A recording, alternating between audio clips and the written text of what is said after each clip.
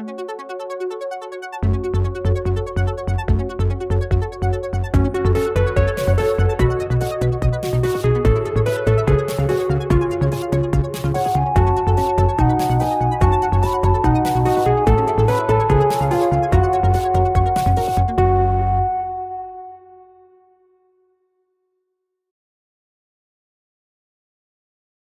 everyone. Hello. Hello. Hello. Welcome once more to the Reckless Attack Podcast, a 5th edition Dungeons and Dragons show.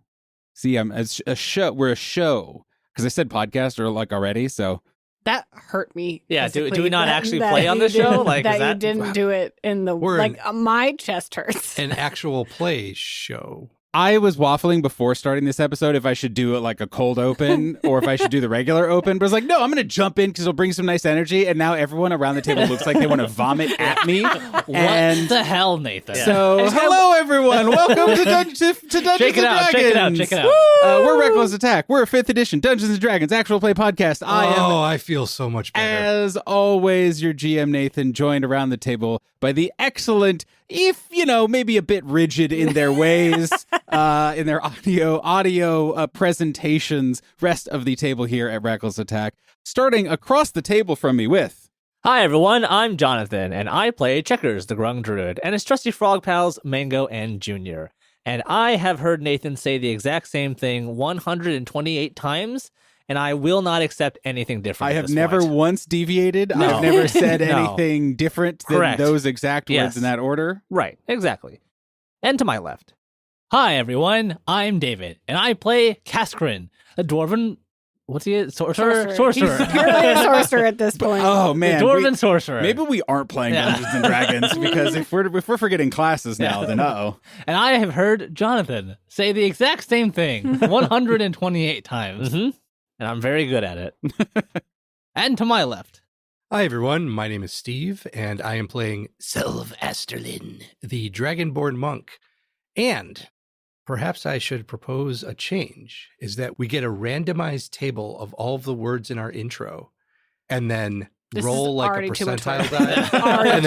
and then that's what we open with. So, nope. Hi, everybody. I'm Sophie. way to take control. Carter, the human cleric of the Arcana domain, Arcana domain, because I've fudged some things up on a Google Doc. And I'm ready to play Dungeons and Dragons. Hey! Asterisk. Well, I hope you guys are ready, because the Golden Tree Guild finds itself in a... we don't know if it's technically a bad position yet. Val's life was threatened, so... I wouldn't call... That's a little harsh, don't you think? If you survive isn't a threat, that's like a, hey, I'm pulling for you. Hopefully, we'll get a chance to talk about on this. Celestia Dreamweaver. Vibe check on Celestia That's Dreamweaver. right, everyone. The Golden Tree Guild has been, once again, kind of plumbing the depths of Agmar in the, very creepy underground piles of bones that just exist there. And at the end of all these winding tunnels, through some doorways and automatons that needed defeating, well, you found, I won't presume that this was something you didn't necessarily expect, but you found Celestia Dreamweaver, or what seemed to be what maybe once was and is again. It's not entirely clear. There wasn't a lot of time for kind of like full introductions and such, but when she waved her hand, some weird magic stuff happened. And so last we saw our heroes, blackout. For everyone, including Valeska Carter, despite all of her asterisks, was put to sleep. And the four of you are now aware. You are conscious. Or are you? The details around you are a little fuzzy. You see the rest of the group around you. This all feels very normal. The fact that you are standing here, not on a floor that you can see, seems very normal. That there's no real walls here, totally not a problem. And when the 3 to 4 story tall visage of Celestia Dreamweaver appears before you, similarly, totally normal. This figure does not look like the creature that you saw before you some time ago. It looks like every fresco, every portrait, every sketch, every depiction that you have ever seen of one of the world's great tyrants. She is wearing opulent robes. She has a beautiful sword strapped to one side and is holding a scepter in the other hand. On her right shoulder is what appears to be a pauldron that looks like a gargoyle's face that is leaking a pink smoke that swirls all around her. And to top it all, obscuring her face, is a headdress with a shroud with a solitary red eye painted onto it. This shroud, you know, is the Shroud of Resurrection, the iconic object of focus. A voice no longer that of a husk, but that of a ruler rings out in this strange space. This is a dream. I have much to learn and much to tell. And I am not yet what I once was. So pay attention. Stay alive. And remember. Everyone roll for initiative. Cascarin with a 19. Checkers also with a 19.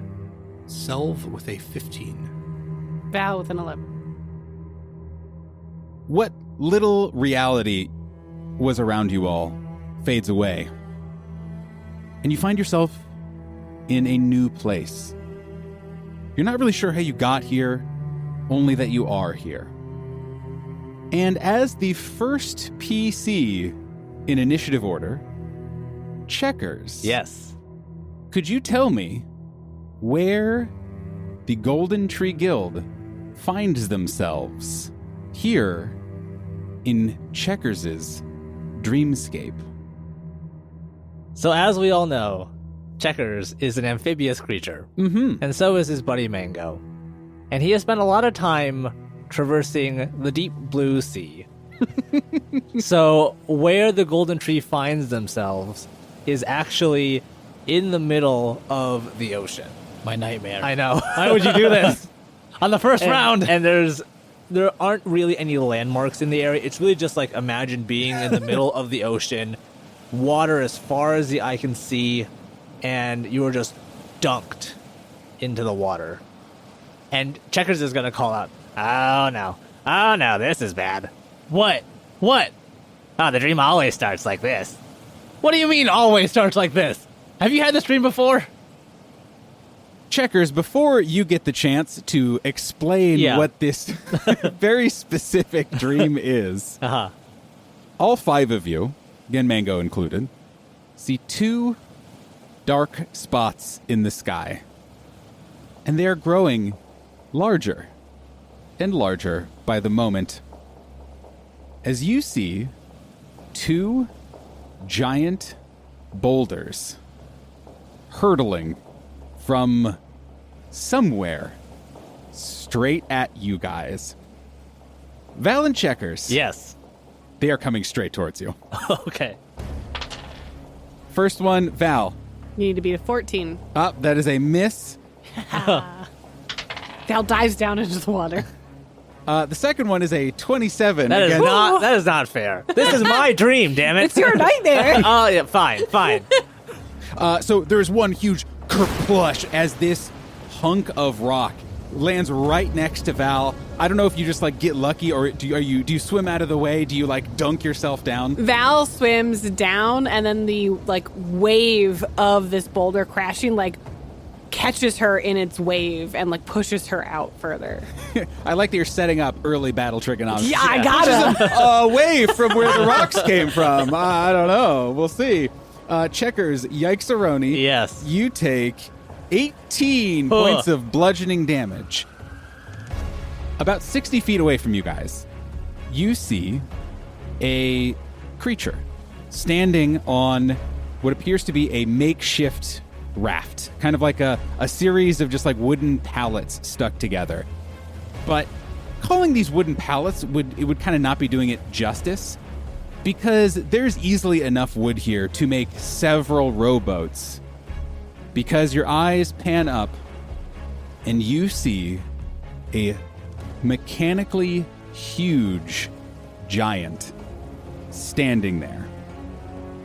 This creature is very tall. It has a beautiful curly beard and bald head, and is wearing pretty simple clothes, but seem to be pretty pristine, kind of like almost like a toga-looking thing. And its skin is made what appears to be entirely out of marble.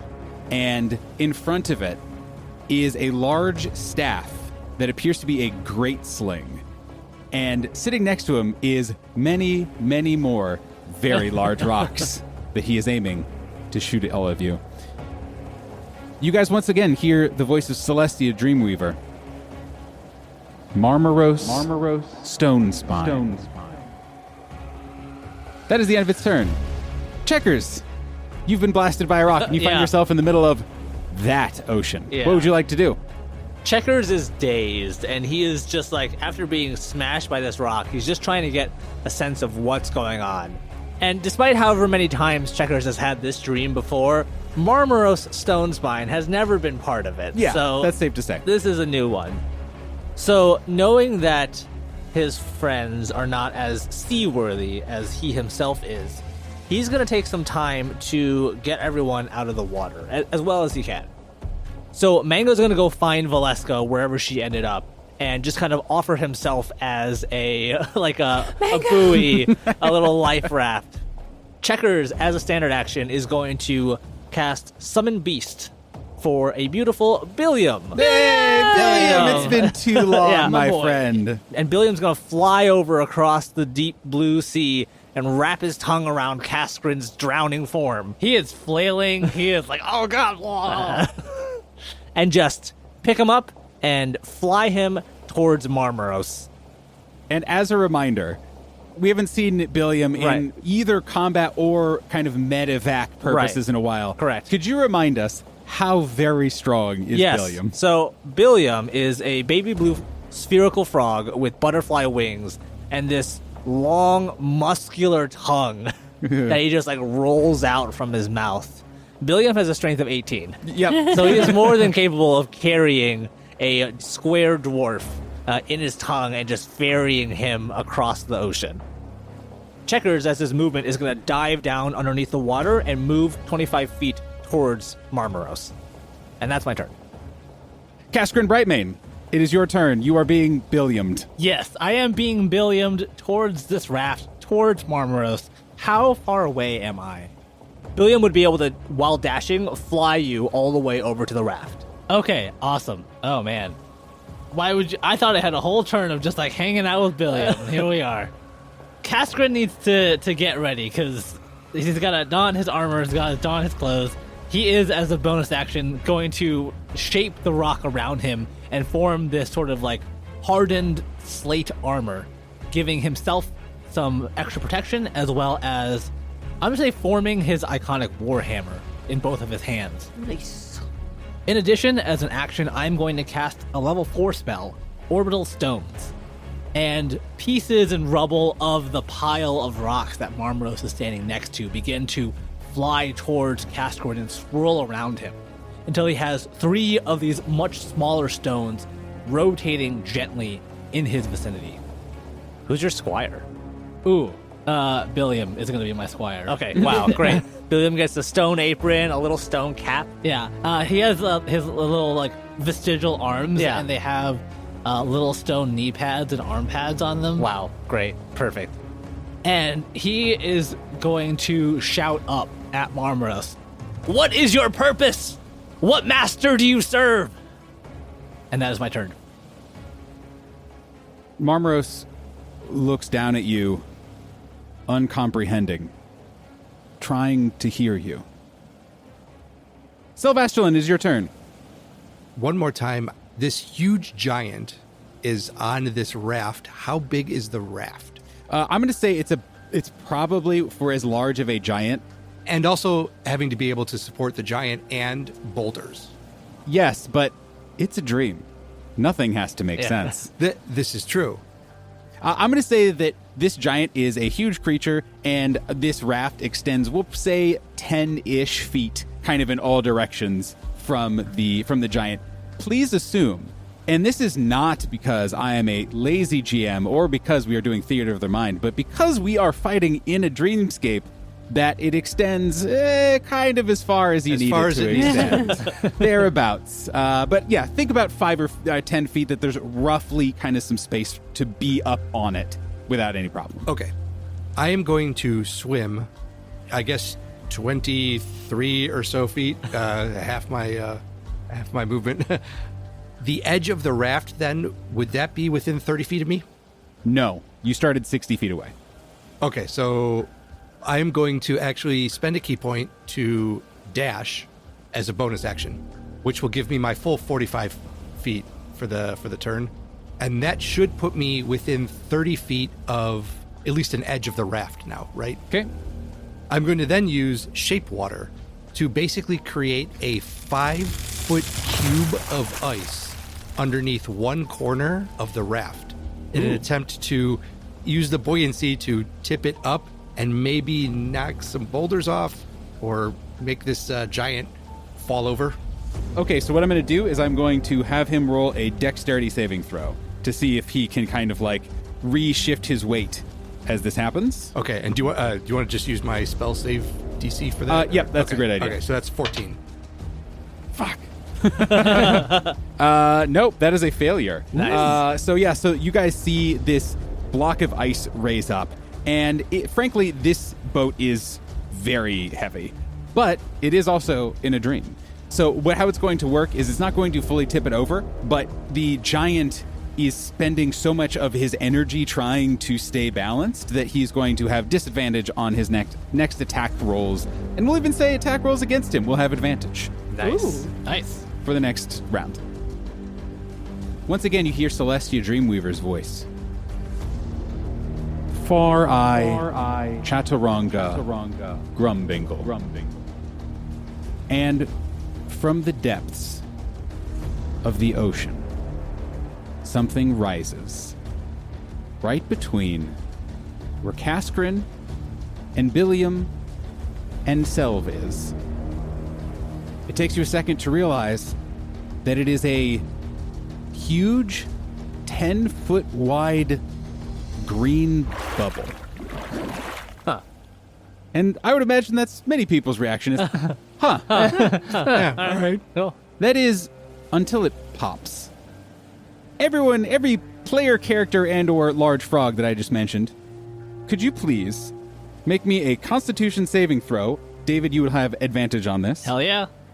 As this noxious bubble explodes and drenches you all. DC 15 was the number you're looking for. Caskrin with a 23. Billiam with 18. Selv with an 18. So everyone passed, so that's great news. So you only take 13 points of acid damage. No.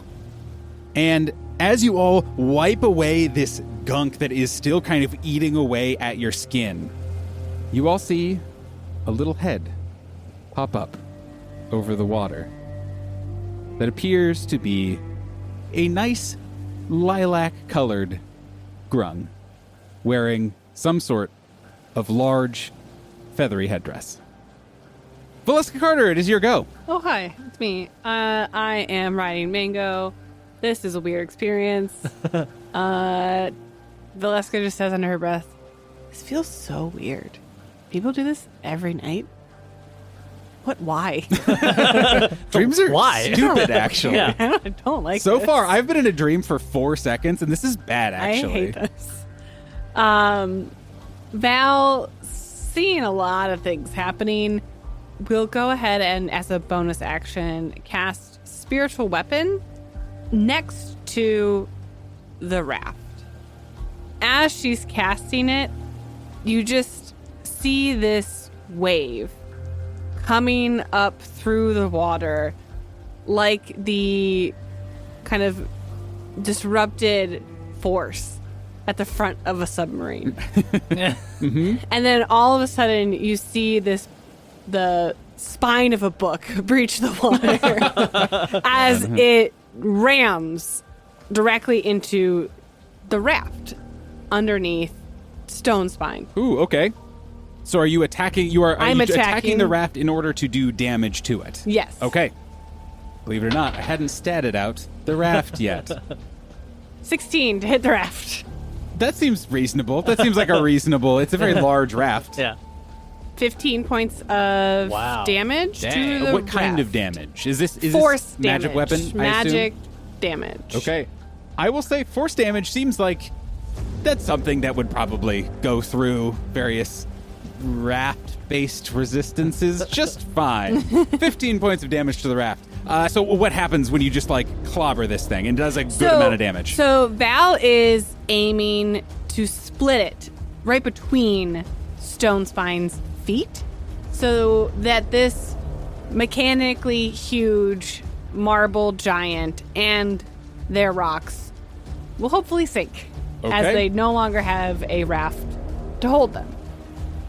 As an action, Val will cast Eldritch Blast with 2 beams, Huh. Ooh. still aiming at the raft. The lower one is a 14. We'll say 15 or higher Okay. is what we're looking for. 10 points of damage. Wow. Wow. Woof. Nice. Well, the raft is looking rough. Great. Good. Anything else? No. I hug Mango. Perfect. You are comforted. Take the comforted condition. Yes. Great. For a third time, Celestia Dreamweaver's voice echoes Virala Divale and her God Slayer axe. Checkers. From behind you, in the open ocean, you hear a primal scream. And if you had any hairs on the back of your neck, they would stand up. Otherwise, you react however a frog reacts to a prickle of electricity. As an action, a hand extends to try and grab you Okay. with advantage. Oh no. A 22 to grapple you. I will roll acrobatics. Try and get out of that. Okay? 25. Nice! Yeah. So Checkers is in his element, and he's slipping and sliding, and he swims out of the way of this hand that tried to grapple onto him. Checkers, as you slip and slide out of the way, you catch what has been menacing you. Standing there on a sandbank that was definitely not there a moment ago, Rude. and growing larger by the moment, you see a human. They are looking very angry. Very, very angry.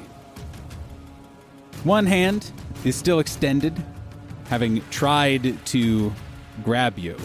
The other one is clutched around something best described as a huge hunk of metal more than a battle axe.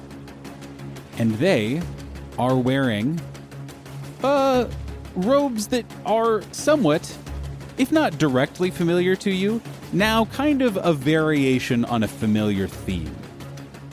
It strikes you that, boy, these robes look quite a lot like the robes worn by a certain Selvastralin, as well as the robes of a certain Kavos Pyrelighter. Except, instead of red, they are a beautiful, shimmering bronze-colored. Because you weren't fully prepared, she's going to use her Exploit Opening ability. Okay. And is going to take advantage on this. A 21 to hit. And she's using her battle axe. Correct. As a reaction, I'm going to use Blessing of the Trickster Wind. And as Varala swings down with this massive battle axe, it catches against the edge of a kite with bells tied to it. And the bells ring. And all of a sudden, this epic axe blow smashes into the raft that Valeska was trying to batter and break. You guys see the raft now start to take on water as it starts to topple further and further into the ocean. Great news, third attack. That is a 23 to hit. I have no more reaction. Okay. 18 points of slashing damage. Ow. And another 12 points of lightning damage. Double ow. So I'm looking, one of my legs just falls off, I guess. You shed it like you're trying to escape a predator? Right. Like, with that much damage and with the lightning coming in, like, you see me just, like, float to the surface and just start twitching. Oh, no. Aw. It's bad. Poor buddy. It is the end of the round. Celestia Dreamweaver's voice once again floats through your ears. She says, Three fallen champions. Long ago they burned. Now, in dreams, they hold the key of what there is to learn. And the scene shifts.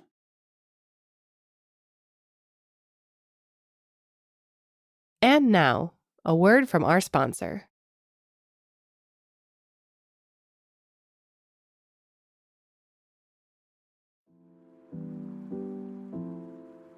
Hi, it's me, Sophie. Do you want more Reckless Attack? Then join our Discord and chat with us in our community. The link for the Discord is in the show notes, or head on over to our website, recklessattack.com. We also have a Patreon. You can listen to our new show, Reckless Snack, and other content if you become a patron. We really appreciate your support, and thank you for listening to the episode.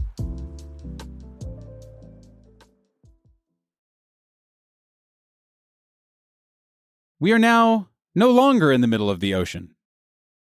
Instead, we are somewhere new. Next up in initiative order is Kaskrin Brightmane. Nice. David, what Kaskrin Brightmane dreamscape do we find ourselves in now? We are in a king's palace. We are in the hallway of this palace as there is a grand ball, the celebration of the prince's coronation. There are decorations and chandeliers and these waiters holding hors d'oeuvres, moving between the various doors of this hallway of the ballroom beyond. And all of us are dressed in our finest. Kaskrin has his brilliant black and white tuxedo. He has his cuffs, a nice watch on, and he looks down this hallway with all of the waiters and their wine and hors d'oeuvres, and all of a sudden, the ground begins to shift and the walls begin to turn as the whole hallway slowly rotates counterclockwise. And yet it seems like nobody is noticing what's happening. The waiters are all still moving as if they would normally walk on the floor, but now it's the wall. However, the rest of us are not so lucky. Remain tethered by strange dream gravity. This is definitely a non-IP infringing image that we find ourselves in. Top of the order. Now that it is round 2, you know that this is a dream. And so I, generous Game Master Nathan, am going to allow you to remember that you are in a dream mechanically. I'm going to say, for the rest of this combat, each of you has one special bonus action. We will call it, Remember I'm in a Dream. You can once, for the rest of this combat, do something according to dream logic, and then it will happen. There will be DC accompanying it, and, use your best judgment or whatever, but get weird. You're heroes. Remember, it's all a dream. Or is it? At the top of the order, Marlboro's Stone Spine. You can see he is standing down this hallway across from you all. His marble skin shimmering in the candlelight. And he glares at you all, glares at Valeska. And as the room spins, somehow, impossibly, defying all conventions of shape and size, he falls into an open doorway. And you hear a massive crunching from somewhere in a room down the hall from you. Now that the stone giant is gone, none of you see the other two combatants. You're still in the same relative positions that you were, but all you see are various doors on either side of you. Checkers, it is your turn. Checkers is lying on the floor, which is slowly turning into the wall. And he's soggy, and he's twitching, and he's like, ow, ow, ow, my body, ow. Is there a door next to me? Absolutely. It is a door immediately next to you. Okay, can I just open it up and see what's on the other side? Of course, we'll call that your object interact action. Yep. Boy, there's a very big screaming human wearing a gi and wielding a very scary axe on the other side of it, just screaming in your face.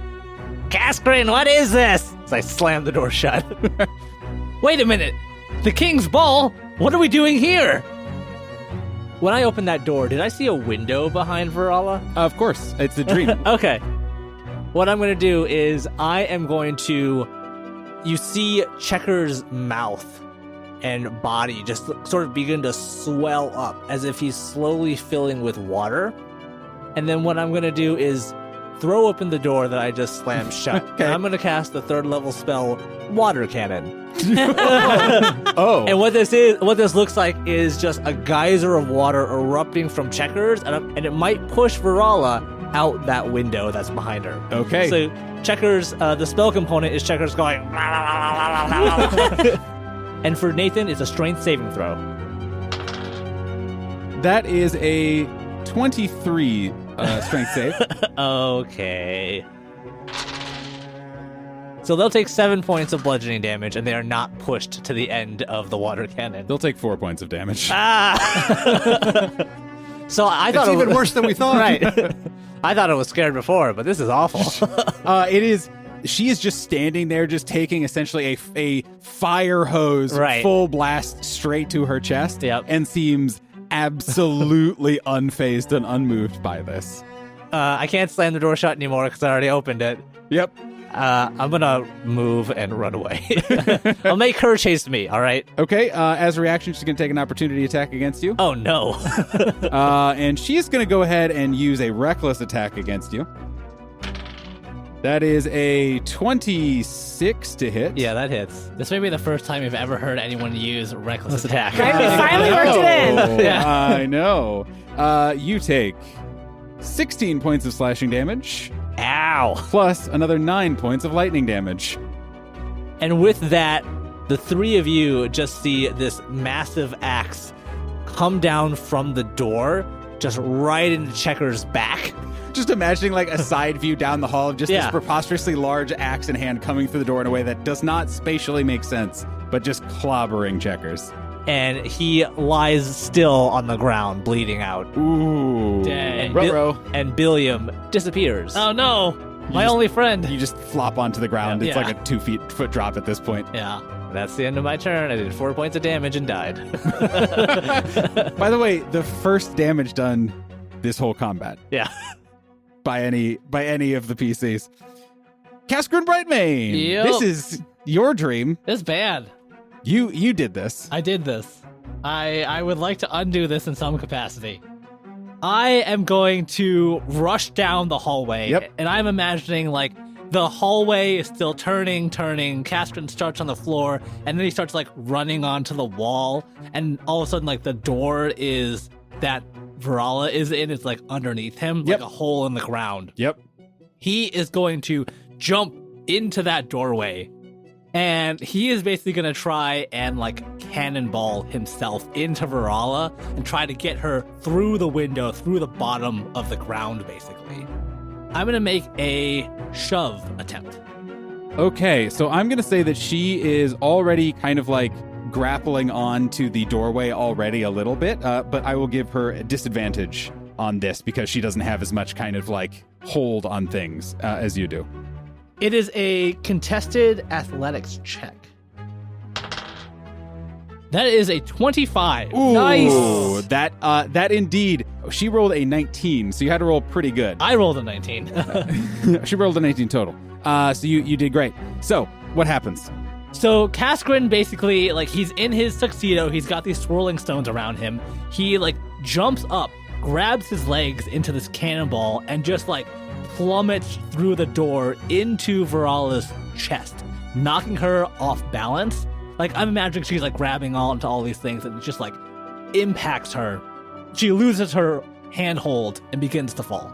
Okay, give me a dexterity saving throw, please. That is 8. That both of you tumble Okay. through this doorway. And she is large enough that she is able to extend one of her giant hands holding the axe out to the side and cleave into the wall to slow her fall and alter her trajectory a little bit. Caskren, you are curled up in a little cannonball and cannot do so. Maybe not my best move. You all hear a tinkling of glass. You just hear cannonball, and that's my turn. By the way, as a reminder, Selv, it is your turn. In front of you, the only people you see in this whole hallway, other than waiters who still somehow are not paying attention to any of you, is Val and Mango, like 45 feet down the hall away from you. And, of course, we should add Checkers' limp body rolling around like an unpuppeted Kermit the Frog. Each time I roll, that forces a death saving throw.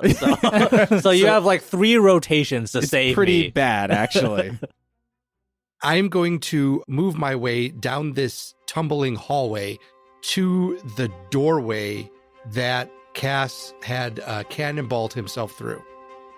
So you look down and you can see Caskren is all the way across the room, past a large person whose outfit looks kind of familiar to you, clinging to their axe on the side of this wall, and Caskren is clinging to a broken window on the far side of this room. I had this idea in the last little dreamscape, and I need you to let me know if this would count as my, it's a dream, I can do this. Absolutely. Let's hear it. What I would like to do is seeing Varala with their axe embedded into the wall and holding on, I am going to try to recreate the ball of acid that I just saw in the middle of the ocean and see if I can get that to dissolve the wall and area around the axe so that they fall. Ooh, okay. I like that a lot. We'll call that a spell attack roll and go and take advantage because this is fun and good. Excellent. All right, so you're basically using my spell attack? Yes. Okay. 23. Oh, that is, I was like, we'll give it like a medium difficulty. He's just shooting at the walls. Okay, I didn't need to come up with literally any DC. Great, okay. I will also similarly not roll because that poison bubble did this is like a lot of damage. Self, describe what happens. So Selv makes his way down the hallway, gets to the open doorway, throws his hand out and just concentrates and mumbles a whole bunch of gibberish like he's heard other spellcasters do. And then this kind of green ball just expands around the area where the axe is embedded into the wall. And it just disappears, and there is a perfectly spherical opening around the axe, which then starts to fall along with the human giant.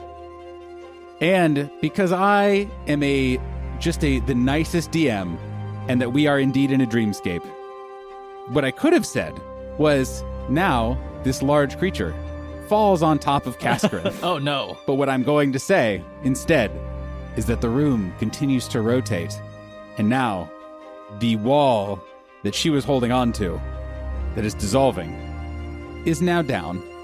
And so she starts tumbling through the hole that you have created and is now, judging by the number of crunching boards that you hear, at least 2 rooms further down the hallway. I will just shout down to Cass. Cass, you all right there? And Kaskrin, now that the wall has shifted, begins like hauling himself out of the broken window, and then like lies on the floor of this room and like breathing heavily. It's like, yep, I'm good. Val, Mm-hmm. you hear somewhere, I guess you can call above you, like above you in a relative sense. Mm-hmm. Plap, plap, plap, plap, plap, plap, plap, plap, plap, plap. And you clock, it's not Checkers doing this plaps. I see his limp corpse over there. Indeed.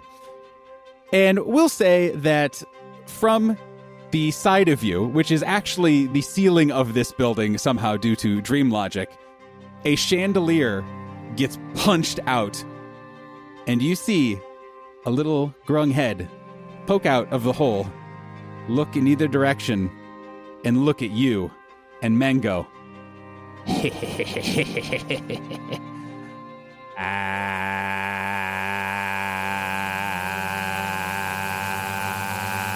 And somehow that's like pretty interesting. Like, what's he doing? What's the little guy? Is he ever going to stop? Is he gonna Can stop? you hold it forever? I would like you and Mango to make a wisdom saving throw against psychedelic drone. And Selv, you actually also have to make this. Oh, 25. Fine. Self with an 18. Okay. Mango also with an 18. Yeah. Look at you Yeah, guys. Yeah, right? Luckily, and I will let each of you individually say why this drone is only interesting as opposed to psychedelically interesting to you personally, as I still roll for damage. 7 points of psychic damage to each of you. This is actually just how Mango perceives Checker's voice all the time. Yeah, that makes sense. So he's used to it. Yep. You do this just every day. Right. Yeah, it's kind of like Selv is kind of used to it because Checkers likes to kind of wake him up by by wanting to play chess. So it's more like, Yeah, I just perch on your bed. It's actually a racial trait Yeah. in 5e. Is annoying drone. Val doesn't understand dreams, so she's just thoroughly confused by this whole scenario. There we go. You keep saying dream logic, and that is the one type of logic Val does not Yes, understand. right, exactly. you do this every night? How does anyone get rest? Yeah. How does it get anything work done? What do you guys read? Yeah. Seeing that literally no one was affected by this, you see Far Eye Grumbingle look up and down the hallway and then just retract his head back into the wall, and you just hear a plap, plap, plap as the sound of a grung jumping away echoes down the hall. Val, it is your turn. It is my turn. I will ask Mango to use my movement to move. Yes. Mango will go where you direct him now that Checkers I is don't gone. think I can stop good boy Mango from full sprinting to the limp body of Yes, Checkers. that's also true. pretty That's also reasonable. true. And I will cast Healing Word. Great. 10 points of healing to Checkers. Val, everything hurts. Val, did we win yet? We're not... This dream is unfortunately still happening Gross. here, and Val will Audra interact Checkers and just like plop Checkers over Mango. This sucks. It really does. I can't believe this happens every night for you all. And then Val will hold an action. Can I still do that? Is that a 5e thing? I don't know.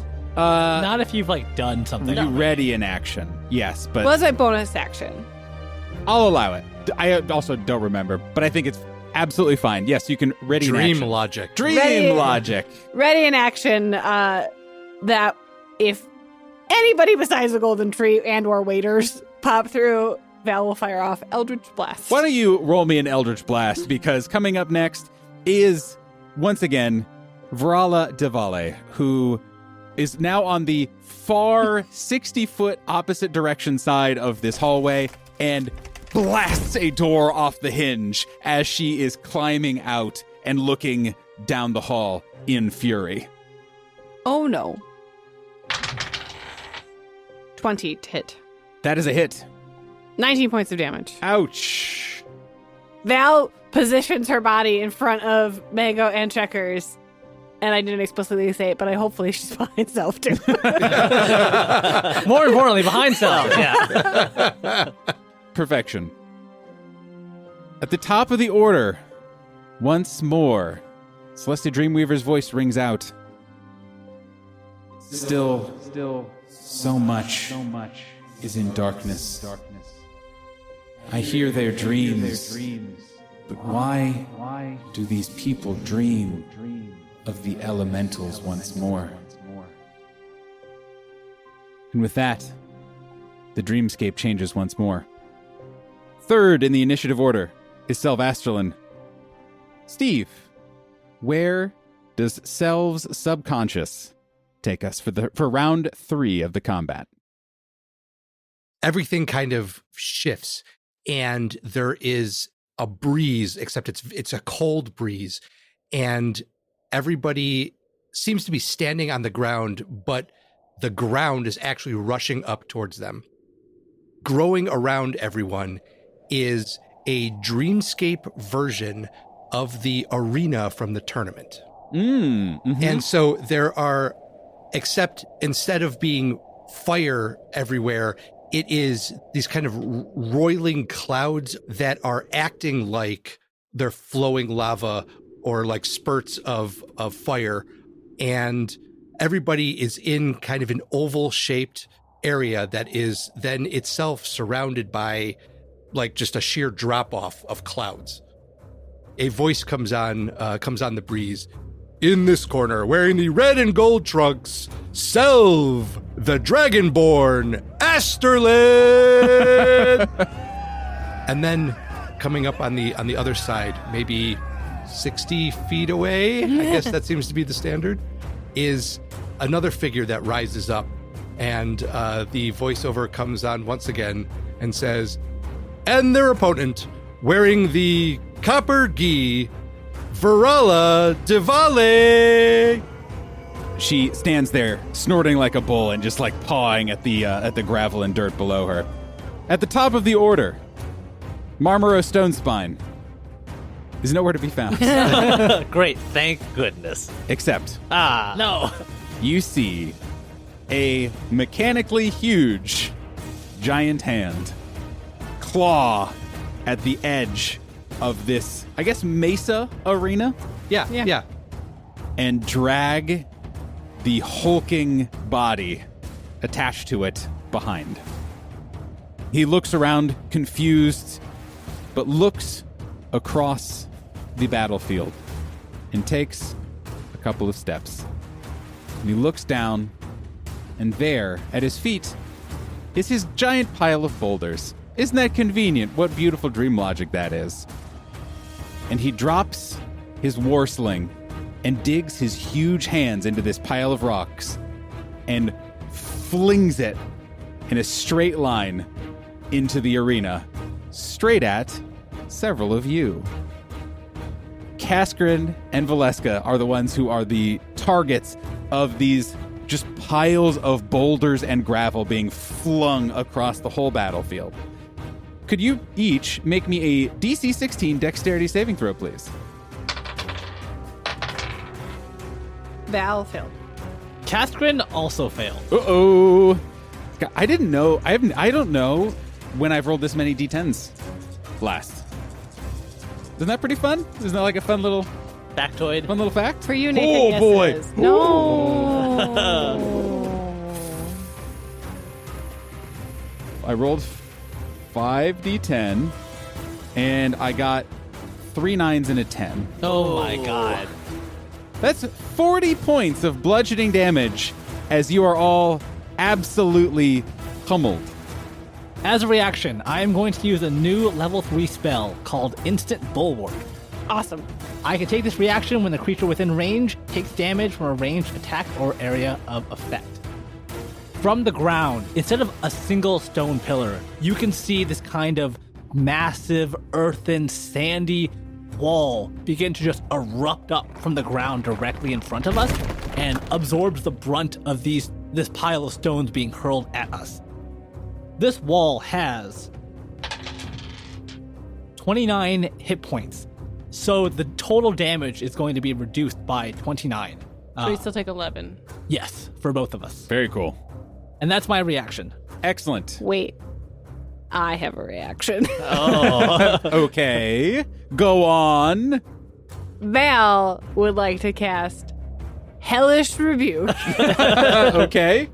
I would, That's not a cleric spell. no, would you say maybe it's an asterisk spell? Please have Stone Spine make me a dexterity saving throw, DC 14. Natural 20. No! Oh. Makes sense, because it's Hellish Flames, and he's marble, so... It just absolutely just wicks off of him. He seems maybe just like lightly toastier, and it's in a nice way. Is it all or nothing? There's no half? Oh, sweet, it's a half one! I'm used to all or nothing! Warlock's great, guys. Everyone should play a Warlock. Okay. Cry is the sorcerer over here. They will take 6 points of fire damage. It's been 2.5 rounds, and you guys have done a total of 29 points of damage. Level 8 party. Look at you. Yeah. I don't know that we're the most combat optimized party. Yeah. I'll say that. Hey, but I did a lot of damage Yeah. to a raft. That's Thank you. true. That's true. I was going to say, yeah, you guys poured a lot of damage into a raft. I threw myself out a window. That was pretty cool. Yeah, right. Very You cool. still have giant stones floating around you. Yeah, it's pretty good. Checkers, your go. As a bonus action, I would like to remember that I'm in a dream. Oh, okay. And for Virala Davale, it is the final test of combat class. She showed up late this morning, and she's trying to remember what questions were they going to ask on this final, and she cannot remember a single question, a single thing that they taught throughout the entirety of this class. We officially have to put a content warning on this Yeah, episode right. because this is too real. Right. And her opponent across from her looks ready, looks solid, is gonna ace this test, and she can think of nothing to do in this moment. Is that like a wisdom saving throw? For Yep, like I love that. damage? Yep. What is your normal saving throw? DC 16.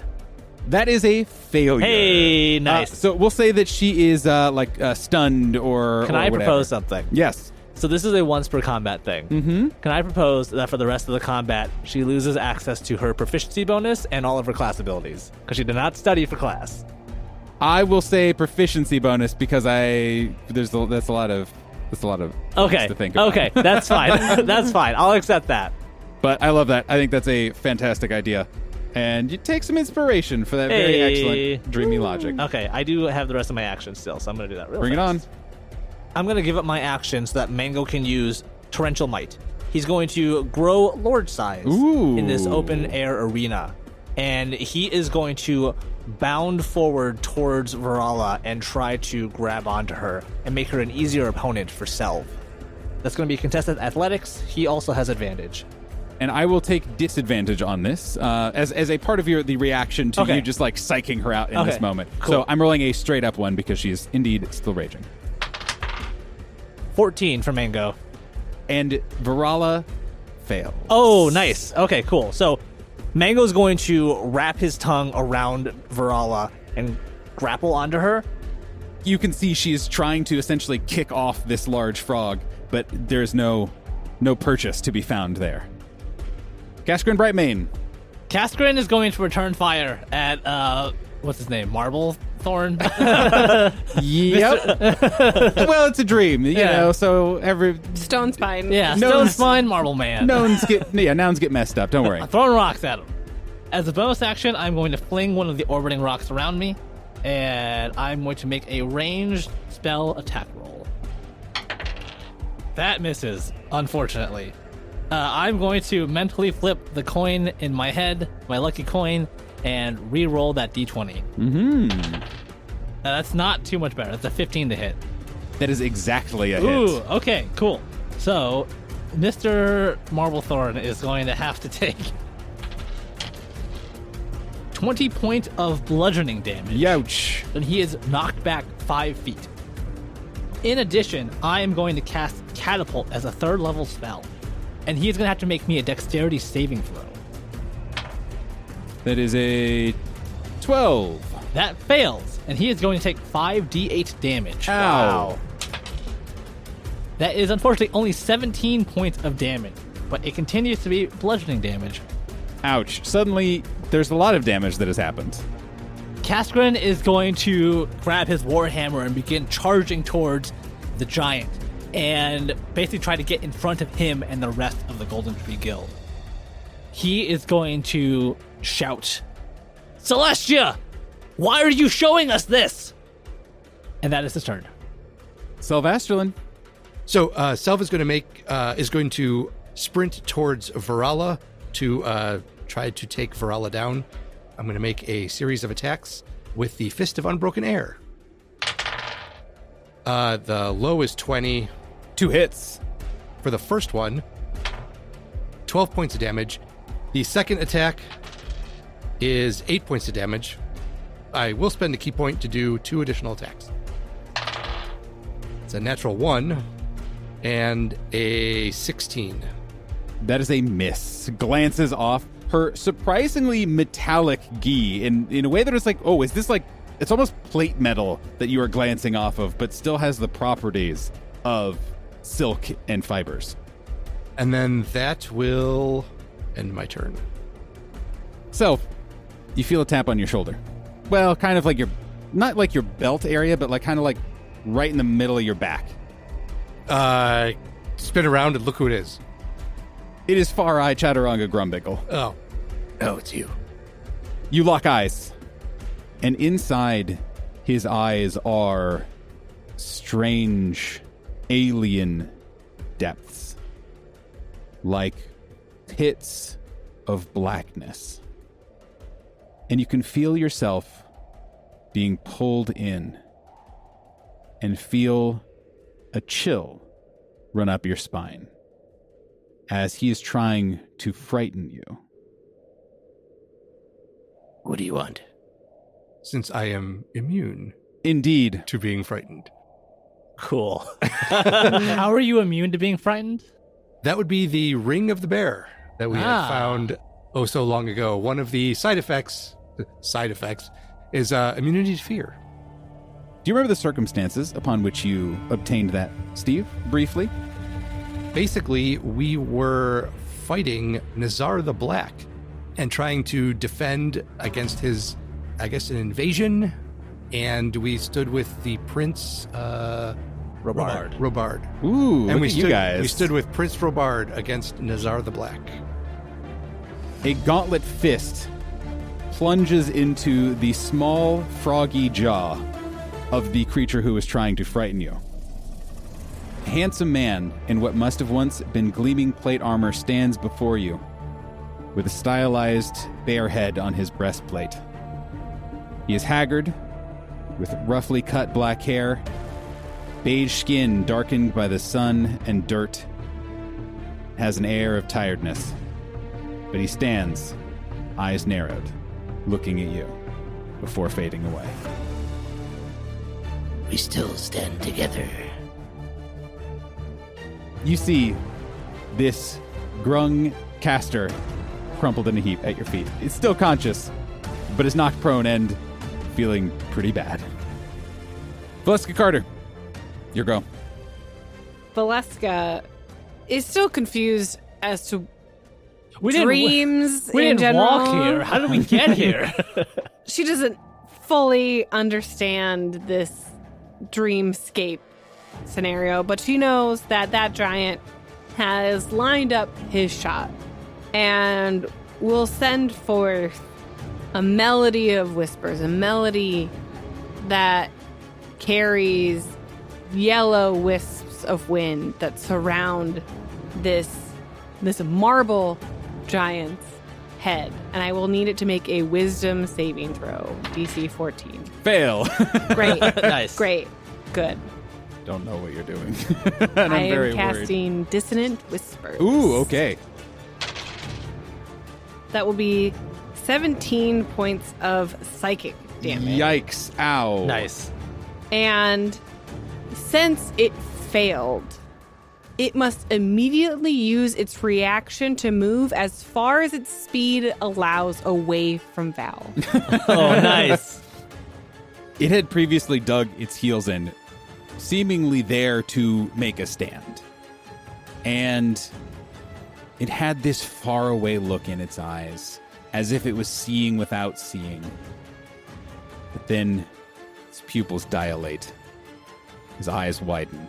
As I sent forth images of acid and lemon juice seeping in Things to ruin to its porous your marble. marble countertops. Red wine. And he begins to back away. It is Virala's turn, and she looks around her, lost, panicked, and feeling somehow like she's let someone down. I'm going to say that's the end of her turn. Oh, hey. Okay. At the top of the order, the world shifts once more. The world around you dissolves, and you find yourself in a new place. Sort of. In a way, you're back where you started. The kind of featureless space that now that you know you are dreaming strikes you as very strange. The only feature in this place, save for your guildmates, is a building a little distance away. Val, you know exactly what this is. But for the rest of you, it is just a strange sight. Finally, Celestia Dreamweaver, former ruler of the Pentarchy, most skilled sorcerer of her age, conqueror of undeath, bearer of the Shroud of Resurrection, and wielder of the Orchid Pendant, speaks to you once more.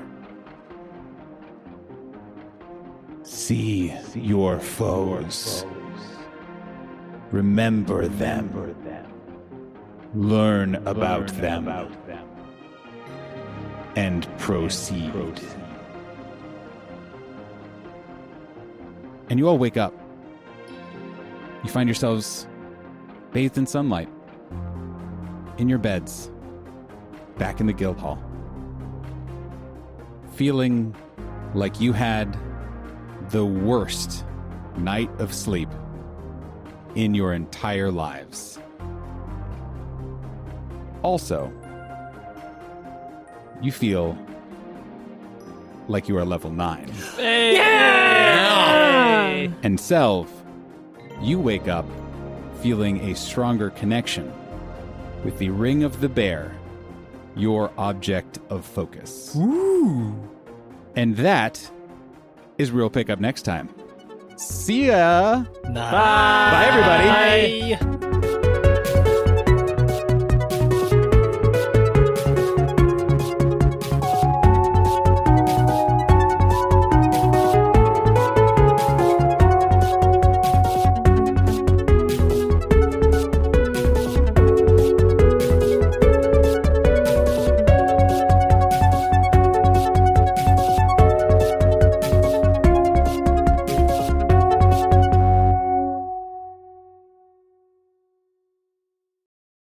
Val bursts out her bedroom door. Is like, is that what dreaming is?